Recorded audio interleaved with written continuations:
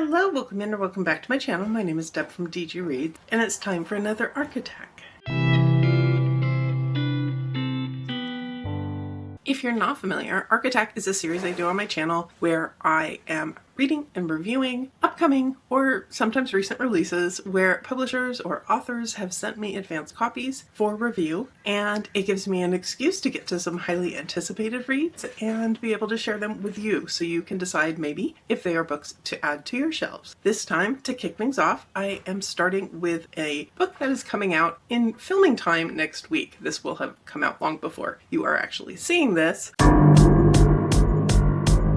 But that book is a gifted copy I received from Tor of Love Bites by Cynthia St. Aubin. This is a book that is being reissued by Tor, and my understanding is that the first several books have existed out there before, but Tor has picked them up, and according to the schedule, books 1 through 5 are being sent to publish starting in fall 2025 and going up to the point where new books in the series are going to start coming out in 2026 and 2027. This is a paranormal mystery with romance, and it's a really interesting mix. We are following a main character named Hannah, and she is very desperate. She's been through a divorce. She has basically nothing. She got custody of the 3 cats, and her ex got custody of anything worth any money whatsoever. She is rushing out the door as the book begins and is late for an interview because her clock wasn't working right, and she winds up hitting a car. She's having a mess of a day, but she eventually makes it to this art gallery where she has applied to work. She has a, let's call it a creative resume, but she is desperate for a job, and she winds up getting the job. Her boss is handsome. He is distracting. He is also kind of interesting. He's not really someone with any sense of cleanliness. He is living in a pigsty. She's basically interviewing on a stack of his dirty laundry, but this is a job that's almost too good to be true for her because he offers her a really good salary. She just needs to organize his life and help with the gallery, and it's got a eclectic mix of characters, of resident artists who display their art there, and it's an interesting setup until the man that she rear-ended turns out to show up as someone who's investigating her boss. And at the very outset of the book, we know that she is on some sort of crime scene. This is the prologue, and there's a possibility that a dead body is something that her boss created. So there's a lot of intrigue there as well. This has, at its outset, kind of feels like the Stephanie Plum Bounty Hunter series, just in the sense that you've got 2 male characters, you've got some silly antics, you've got really quirky side characters. It's got kind of that fun bingeability to it, and that's so far working well for me in here. So I am going to be back once I have some final thoughts, and we'll share those with you. All right, I have finished up Love Bites, and this was surprisingly, in some ways, I don't want to say like I went into it expecting to hate it, but I was surprised how much I enjoyed this one. I'm not generally a fan of like love triangle type issues, and there's definitely an attraction to the boss. There's a fling, maybe, a entanglement, a relationship possibly with someone else at the same time. And that's not always my favorite thing, but that wasn't like the bulk of the plot, which helped a lot. And I think the reveals we get, the paranormal aspects that slowly become more and more part of the story, were enjoyable. We definitely get cat content. The heroine of this one has 3 cats, and they're, you know, hanging out during the story and following along with her as things ramp up. The action definitely picks up, and it does end with a pretty big twist, which isn't entirely unforeseeable, but also leads me to wonder what's going to happen in book 2. Book 2, as I think I mentioned, is out next month, so I will be looking to go ahead and continue on with the series. So this overall was a fun time, and I'm giving it 4 stars, so we're off to a good start on this particular installment of the Arc Attack. This one, again, is out on September 9th, and sorry if you hear my beast, non-cat, making a lot of noise. I just gave her a new toy, which was probably a mistake before I turned the camera on, but that's okay. So this one's done. I will be back pretty soon with another update, as I do have another one out on the 9th that I have just barely started. So hopefully I will be making some good progress on that one soon.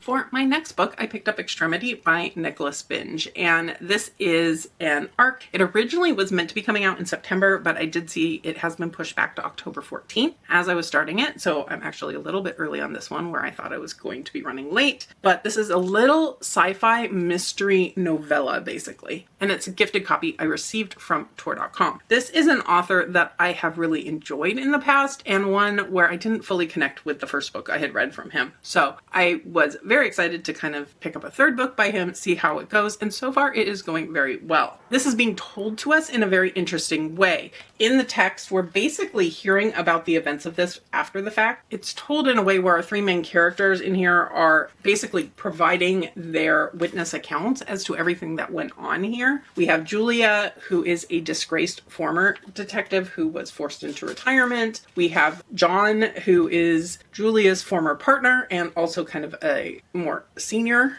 person. And then we have Mark, who is very new in the realm of detectives and someone who winds up getting invited along as kind of like a buffer between Julia and John and gets sucked into things along the way. We very quickly learn that Julia is being brought in as a consultant because someone she formerly had dealings with as an undercover detective has died. And the twist, and this is in the synopsis, so not a spoiler, but we also very quickly learn there are two dead bodies and they are both the same man, and the fingerprints match. There's a weirdness going on in here. This is where the sci-fi element is coming into play in here, although apart from that, I would say it's reading more mystery procedural, kind of, but not really following appropriate procedures, because we have a former detective kind of going her own route and dragging people along with her and manipulating situations. And it was really quick to read so far. I'm about 60 pages into a 160-page book, so it is short, it is quick, but I'm finding it really snappy, really engaging. I'm really liking the writing in this one. You get a little bit of second person kind of narrative. It will occasionally make references to, you surely know about this, you surely remember that this happened in this previous situation, but mostly it's a third person that they're narrating this story with. So it took me a little bit to get used to the format. Just on any given page, it'll switch from one POV, it'll give the name of who's talking next, and then they take over the story from there. But once I kind of figured that out, I'm really enjoying the way this is set up and looking forward to finishing it. So I will be back soon with final thoughts. It took me a bit longer than I expected to, but I did finish up Extremity, and it wasn't really the book's fault. It's that it's been a really busy week. By the time I got home each evening, sitting down and keeping my eyes open long enough to read something in print has not been going too well. But today I sat down with the last more than half to go and binged through all of it because I really did enjoy this. It goes definitely more in a sci-fi direction as you get further into the book, but I feel like that is spoilery if I get into what aspect is in here. It is an aspect that definitely can work well for me, and I think it did in here. It doesn't go into such a great depth that I start questioning things, and with this short of a book, I wouldn't want it to go into too much depth because then it would open up a lot of plot holes, I think. I did really like the narrative style in the end. I think I mentioned in the beginning, it took me a little bit to kind of get into it with us switching POVs just kind of willy-nilly in terms of it being a couple paragraphs sometimes or a few pages sometimes in one POV before you switch to someone else and then switch to someone else again. But it wound up working really well for this story the further I got into it. And since we only have 3 POVs and a relatively limited number of characters beyond that, I think it worked quite well to keep track of who was speaking at any given moment, and what they were bringing to the story. I really did like the ending twist to this, and overall this was a really solid 4-star read for me.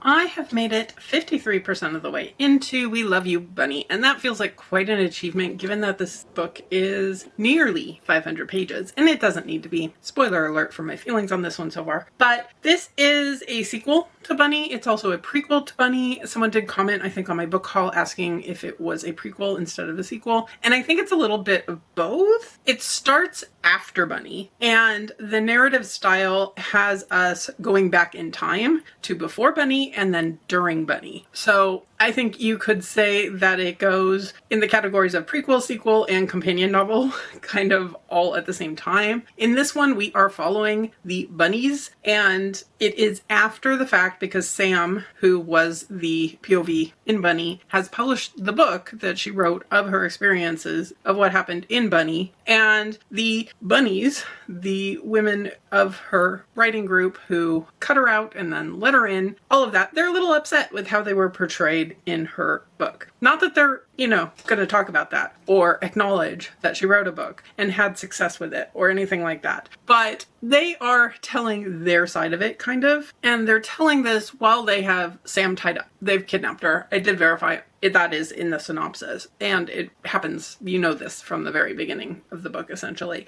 So this is all going on. And these aren't really characters I enjoy being in their heads. They're not the nicest characters necessarily. And they're just, there's just something going on there. I've been listening to this primarily on audio because honestly, I don't think I would make it through the full 500 pages if I was trying to read this just physically and get through it in a timely manner. And they are the same voices that you heard in Bunny, but there's just more of it because it's a big book. And then there's an extra POV, and I don't really want to say what that is because it did surprise me when we got that POV. And I like the gimmick of it. I like the idea of it. I do not like the way it's done. The character that we are getting uses a lot of emojis and only the smiley face and frowny face emojis. And when you're listening to the audiobook, you get sentence, smiley face, sentence, frowny face, sentence, smiley face.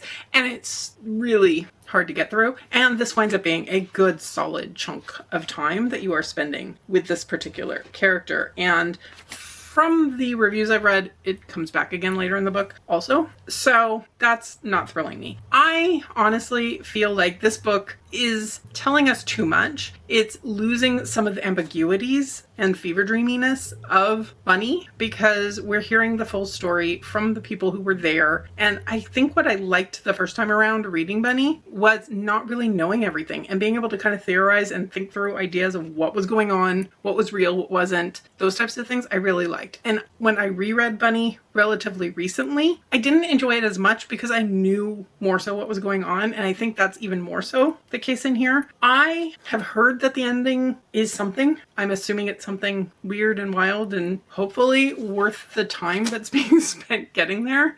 This is not going to be a 5-star read for me by any stretch of the imagination. Bunny was like a 4-star, good solid 4-star read for me the first time around. It dipped on reread to probably like a 3. I left my Goodreads at 4 because I feel like that first impression read was really the true rating. But I am invested at this point. I've made it past the halfway point, so I am invested to see what the ending is in here, where ultimately this is going to go. But it's definitely a multitasking book. It's one that I need other things to focus on while I'm reading it. So we're going to keep going with it. We're going to multitask. We're going to get it done. And yeah, we'll see.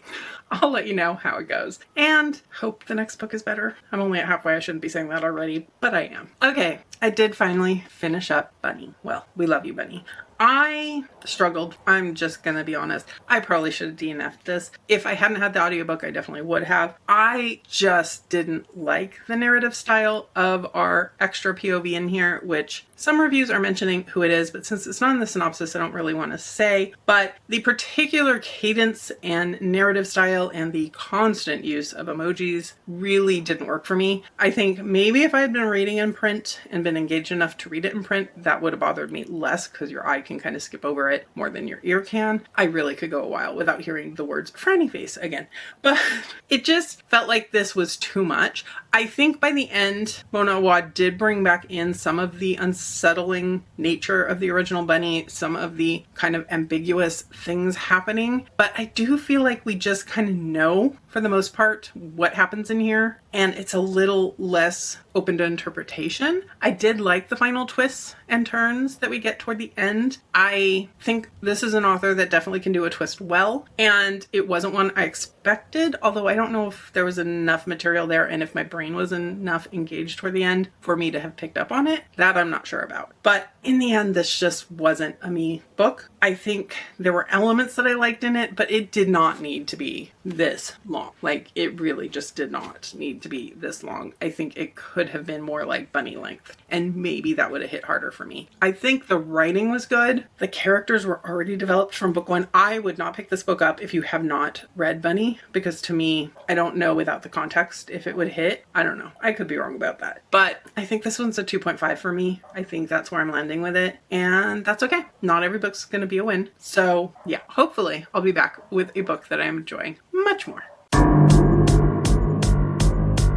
A quick badly lighted update for before bed, because I have started my next arc, and that is Daedalus is Dead by Seamus Sullivan. This is a little novella. It's a retelling of the Daedalus, Minotaur, Icarus story, and it is a gifted copy I received from TorDotCom. I also do have the audiobook from Macmillan Audio. This is a retelling. It comes after the death of Icarus. Daedalus is the one who built the maze for the Minotaur. He also built wings for his son Icarus, who famously flew too close to the sun and fell to his death. In this story, it is after his son has died, and Daedalus wants to go into the underworld to find his son, basically. And we are dealing with his grief in here. We are dealing with this world of the mythological creatures, and a lot of it is familiar, but it's being written in a way that is very engaging. It's very easy to kind of get into. The opening passage, we have him following, he's seeking through the maze, we have the Minotaur following, and it's really engaging to kind of kick things off. So I am excited to keep going in this one. I don't feel like there's a whole lot I can say about it. I'm about 50 pages in, but it's only 150 total, so I figured this was a good stopping point. Also because I do need to get to bed,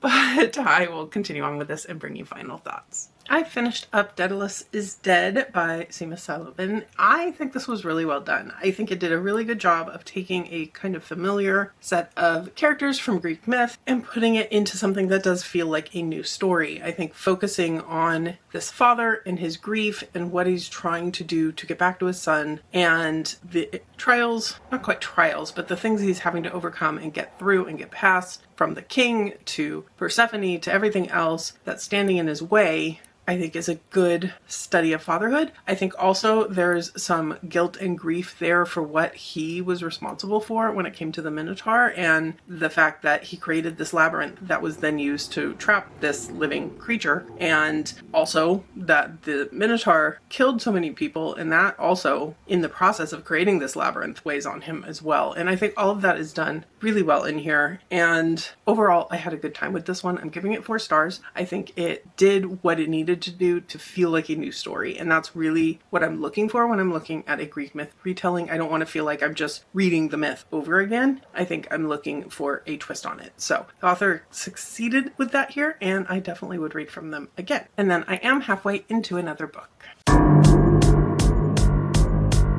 The Phoebe Variation by Jane Hamilton. This is technically a finished copy, but it doesn't come out till next week in real time. I received this copy from Libby when I went to an influencer event they invited me to, and they had various arcs and finished copies of this one available. And this one is kind of a YA coming of age type of story. We are following Phoebe, as the title indicates, and she is turning 18. She's a senior in high school. She has plans for her future. Her adoptive mother encourages her, or let's say basically forces her, to go meet her birth family. And she meets the parents who birthed her, the siblings she would have had she stayed with them, and there's something about that that really surprises her. And she feels like her mother, her adoptive mother, wasn't really honest with her all this time. There's something that just throws her really for a loop, and she winds up really numb and in shock and wanting to shake things up in her life, I guess. The mother, adoptive mother, decides to bring in 2 children to help raise, and that's kind of like the last straw for her. She doesn't want to be there. She doesn't want to help raise more kids, and she wants to go out and start living her life. So she winds up running away to a friend's house. It's a house where they have, I think it's 14 boys living there. So she figures she can just kind of get lost in the melee there, and the book is kind of taking place over the days she's actually staying there. And we're getting snippets from the future, from like more present day, that she's kind of reminiscing all of this and everything she went through and how it impacted her life. But primarily we are focused on these years, which are set in the 70s, I believe, and so forth. So I'm really liking the writing in here. I feel like the reasoning behind her losing it to the extent she did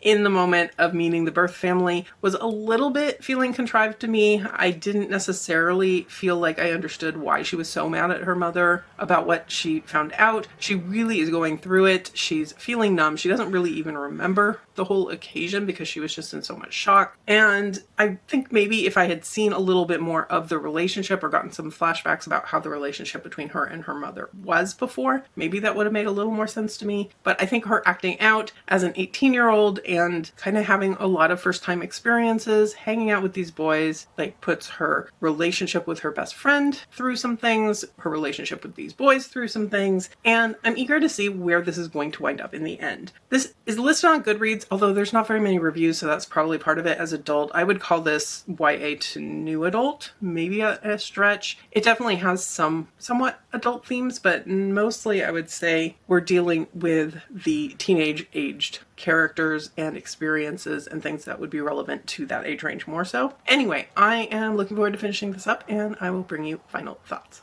I finished up the Phoebe variations, and I think I wound up at the end feeling kind of similarly to the way I did the last time. I think this was definitely a coming of age story. I think it did a lot of things well. I do feel like some of the motivations of the character could have been fleshed out more, and the kind of friendship between her and her best friend, her relationship with the boys. I think there were a lot of really good character moments there, but for me, I wanted just a little bit something more to grab onto for the kind of through plot of it. It really is a character-driven novel, and sometimes that works for me, sometimes less so. I think because of the age of the character, the impetuousness of her, there were decisions being made I did not like necessarily. I think it didn't quite click in for me. I think if you like a young adult to new adult type story, I think it is adult in the sense that we are getting her perspective from her many years down the line in present day, looking back on what happened. So I think it's kind of a mashup of a lot of different things in here. And I did like a lot of the thinking and the ruminations on what happened in the past and some of those issues as well. So in the end, this one's getting a 3.5 for me. Not a new favorite, but I'm really glad that I gave this author a try. It's definitely an author I would try reading from again. I am midway through my next arc, and this is one that I almost didn't even pick up. I was invited to go to an influencer event at Zibby's bookstore, which is in Santa Monica, and they had a table out of different arcs that we could peruse, pick up a few, and this is one that caught my eye, and I put it back down, and eventually I went back and picked it up, and now I'm kind of glad that I did because I'm having a good time with it. This is an October release, and it is Rumoured by Kylee and Kristina Mancaruso. They are sister co-authors, and this is one that comes out in October. I want to say it might be October 7th, but I could be making that up. It doesn't actually say on here. But the way this book opens, we are following a young reporter. She works for kind of a celebrity news type of agency, and she hears word that the famous pop star Harlow Hayes has killed someone and has been arrested for murder. And she's asked by her boss to go back to New York and to investigate this, write articles, and so forth. This is made up of a lot of mixed media, which I'm enjoying as well. We're getting articles from the past. We are getting like comments from people on things. We are getting true fans and people who are saying she was a horrible singer, so of course she killed someone, those types of things. We get lyrics from her various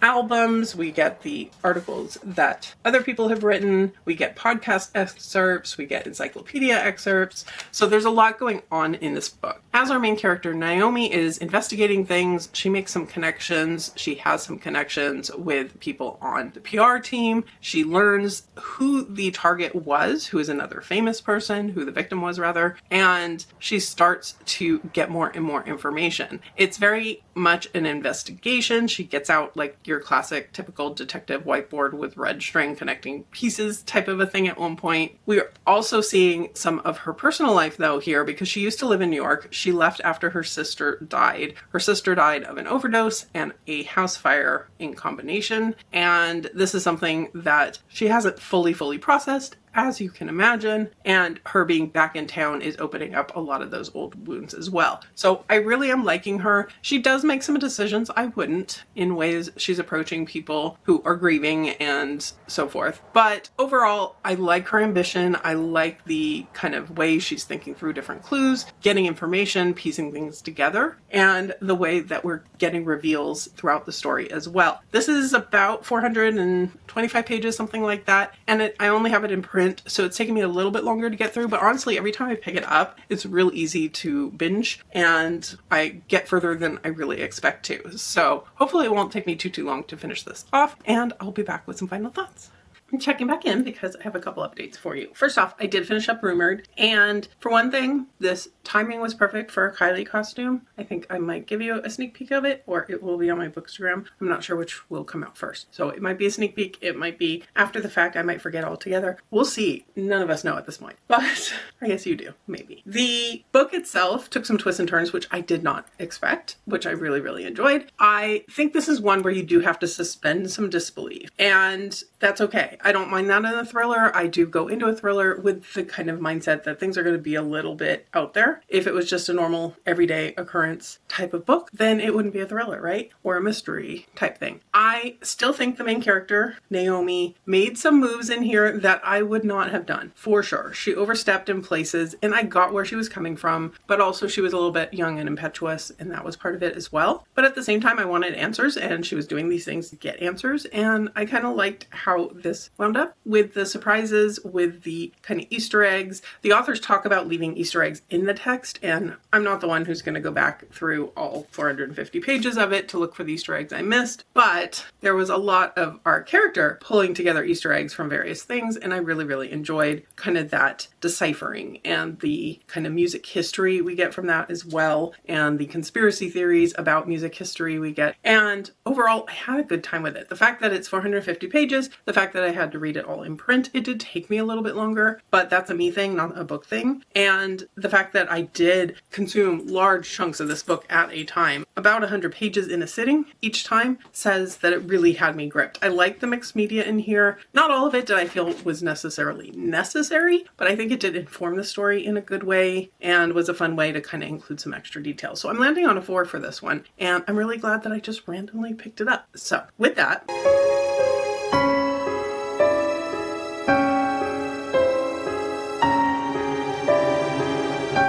I am already 45% into my next arc.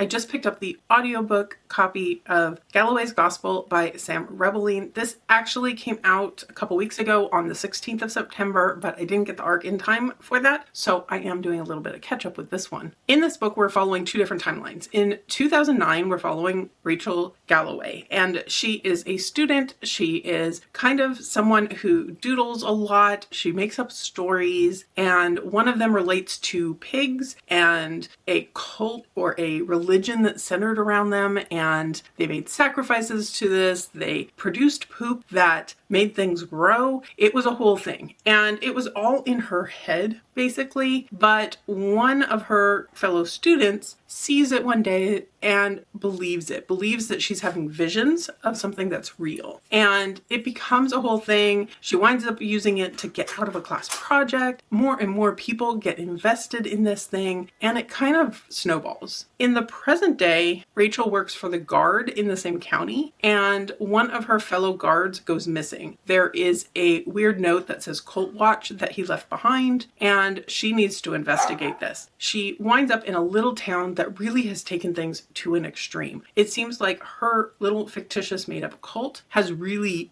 snowballed and become a whole thing. These people are waiting for the end of the world kind of a feeling, and there's a lot that she needs to investigate, but also not get herself too invested in this and the realities that have come out of what she did. it to start with. I really am enjoying the way this goes from her just doodling in a book to it becoming this big thing in the old timeline, which is in 2009, I believe, and seeing how that all comes to be. The present timeline has a lot more confusion, like what the heck am I reading type of thing, which is not a bad thing, mind you, but it's definitely, I'm not following it quite as well because weird things just kind of come out of left field here and there, but I am still having a good time. So I'm really curious to see where this is going to go. And I don't know, I think it's going well so far, I think. So I will check back in once I have better answers for you. I'm back because I finished Galloway's Gospel, and this got weird and strange, and overall it was a lot of fun. I really connected more with the older timeline, and that kind of goes away as you eventually get the full story from that timeline, and I missed that a little bit, honestly, but the present day really takes off, or the 2019 version really takes off later in the story, and it really just grabbed on. It was an easy binge read through the end of it, and overall I really liked it. There are definitely consequences. We have characters we come to care about who have things happen to them. There is definitely body horror going on in here. There's definitely gore. So I wouldn't say any of that was over the top or super gory, but it is there if that's something you're worried about. I think the concept of this cult that comes into being and the fact that there are supernatural elements at play as well. It's not just people buying into something. It's people buying into something because there is proof that what our teen Galloway made up may actually be real, and there's investigation into this. There's things that have been developed because of it. I think it was all just such a really interesting but also weird and wild and what the heck did I just read kind of a concept. So overall I'm giving this one 4 stars. I'd say it's a little bit on the lower end of a 4-star, but it definitely earned the 4 stars, I think, because it kept me entertained, it kept me really invested, and it was a good time.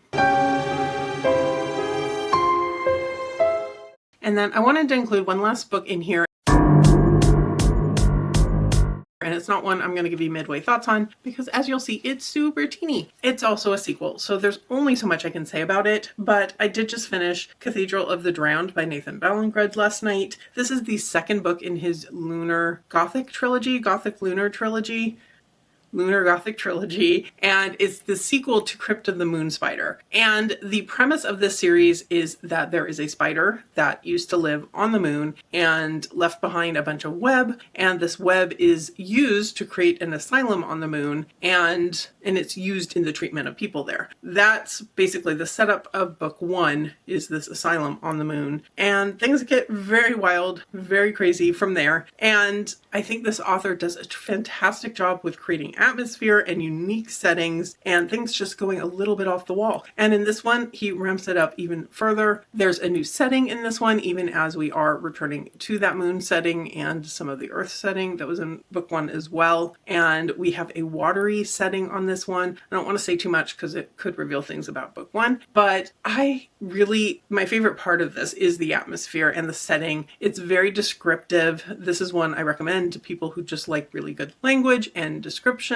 and to really feel like you're seeing the setting. And we are back with some of the same characters from the first book. Not all of them are exactly as they appeared at the beginning of that book, but there are changes going on. And overall, I had a good time with this one. I think this one's a strong 3.5 to a 4 for me, and this one comes out on October 21st. So with that, I am going to wrap us up here for this particular installment. This is 8 books, a lot less than the 13 I did last time, and I could very well keep going. I do have more that I want to get to, but tomorrow starts October, and I'm participating in a lot of readathons that have the potential to let me read some of the arcs for different prompts there. So that is my hope, and I will of course have another arc attack coming sometime in the not too distant future. For now, let me know, have you read any of these books or any of these on your radar? I definitely had some wins this time, and if you've made it this far and you don't have anything to comment, leave me a moon emoji for the Lunar Gothic trilogy. If you could hit that like button below, I would surely appreciate it, and subscribe if you're interested in more of my arc reviews, my readathon reading next month, and my bookish content in general. But for now, I'll leave you here and see you real soon in a new video.